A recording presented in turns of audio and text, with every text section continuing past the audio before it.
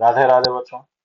अब हम एक सर्कुलर आर्क के कारण उसकी एक्सेस पर एक स्मॉल एम पे फोर्स निकालना चाहते हैं। तो यहाँ पर क्या हुआ कि हमने इस पूरे आर्क को छोटे छोटे कई सारे एलिमेंट में बना मान लिया। टोटल सेंट्रल एंगल थीटा है, तो ऊपर वाला पार्ट अपने आप में थीटा बाई टू, नीचे वाला पार्ट भी थीटा बाई टू। तो हम इसको छोटे छोटे कई सारे आर्क से मिलकर बना मान सकते हैं। ऐसा ही एक आर्क हमने यहाँ पर लिया जो कि अल्फा एंगल पर है, और इस आर्क ने जो एंगल बनाया वो एंगल डी अल्फा है।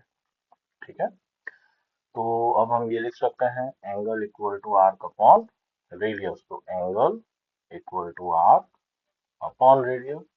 तो हम यहाँ से आर्क की लेंथ आर डी अल्फा निकाल सकते हैं। अब हमें इसका मास चाहिएगा। तो देखो theta equal to L by R है, तो L is equal to R theta. हमें इसका मास निकालना है, जिससे हम इस मास और इस मास के बीच में फोर्स निकाल पाएंगे।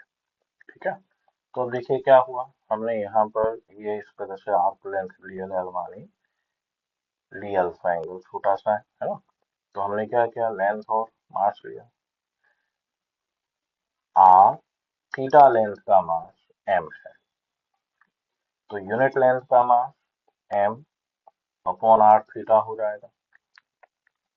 तो डीएल लेंथ जो हमारे पास में आई आर डी अल्फा, तो आर डी अल्फा लेंथ का mass M by R D theta.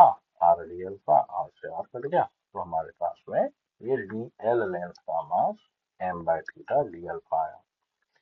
अब देखिए इस मास में और इस मास में फोर्स ऑफ अट्रैक्शन होगा, ये इस तरफ होगा जो फोर्स। ठीक है, इस डीएफ की वैल्यू जो हमारे पास में आएगी वो कितनी आएगी, डीएफ की value G M one M two by R square. Okay, अब इसका एक कंपोनेंट इधर होगा और इसका एक कंपोनेंट इधर होगा। ये वाला कंपोनेंट आपके होगा डीएफ साइन अल्फा, और ये वाला कंपोनेंट हमारे पास में होगा डीएफ कॉस अल्फा, इस तरह से।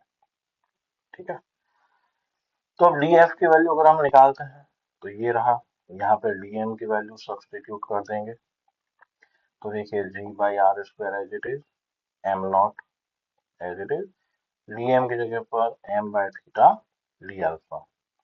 तो अब यहाँ से हमारे पास में दो कंपोनेंट है जो हम पहले ही समझ गए, तो हम पहले एक्स कंपोनेंट निकाल देते हैं। तो एक्स के लिए क्या हो गया, डी एफ कॉस अल्फा। ठीक है, तो डी एफ की वैल्यू हमने ये सब्स्टिट्यूट कर दी, और cos alpha as it is है। अब समझिए, अगर ये एलिमेंट यहाँ पर आया तो ये अल्फा जो है थीटा बाई टू हो गया। जब ये एलिमेंट यहाँ पर आएगा तब अल्फा जीरो हो गया, और जब ये एलिमेंट यहाँ पर है तो alpha plus theta by two.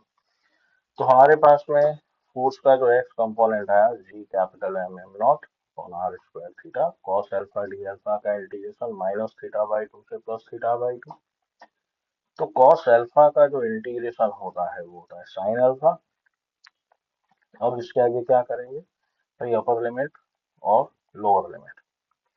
तो यहाँ पर अब आपके पास में क्या रहा, upper limit minus lower limit minus of sine of minus theta by to आएगा बच्चे। अब एक चीज हमें ध्यान रखनी है, हमने बेसिक मैथ में पढ़ा है sine of minus theta minus sine theta आता है। ठीक है, तो यहाँ पर ये माइनस माइनस प्लस हो जाएगा।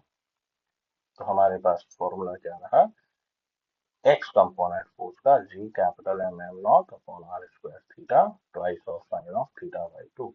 इसको रीअरेंज करके लिखें तो इस थीटा टू को नीचे ले आएंगे, तो हम इसको ऐसा भी लिख सकते हैं और ऐसा भी। अब अगर हम फोर्स के वाई कंपोनेंट की बात करें, है ना, तो अब देखो समझना। तो जिस तरह से यहाँ पर एक एलिमेंट है, यहाँ पर भी एक एलिमेंट होगा, तो एक फोर्स यहाँ लगेगा। इसका एक कंपोनेंट इस तरफ, एक कंपोनेंट इस तरफ। तो एक्स कंपोनेंट तो ऐड हो गए, वाई कंपोनेंट कैंसिल आउट हो जाएंगे। तो हमें मालूम है वाई कंपोनेंट का आंसर जीरो आएगा, लेकिन फिर भी एक बार कैलकुलेशन समझते हैं। तो डी एफ की value sine alpha as it is, वही माइनस थीटा बाई टू से प्लस थीटा बाई टू। अब देखिए साइन ऑफ थीटा का जो इंटीग्रेशन होता है माइनस कॉस ऑफ थीटा होता है, तो साइन अल्फा का minus cos alpha minus theta by two से कॉस थीटा बाई टू, ये माइनस बाहर आएगा, फिर upper limit minus lower limit, minus बाहर आ गया, upper limit minus lower limit, cos of minus theta cos theta होता है। तो ये पार्ट हमारे पास में जीरो हो गया, तो नेट जीरो।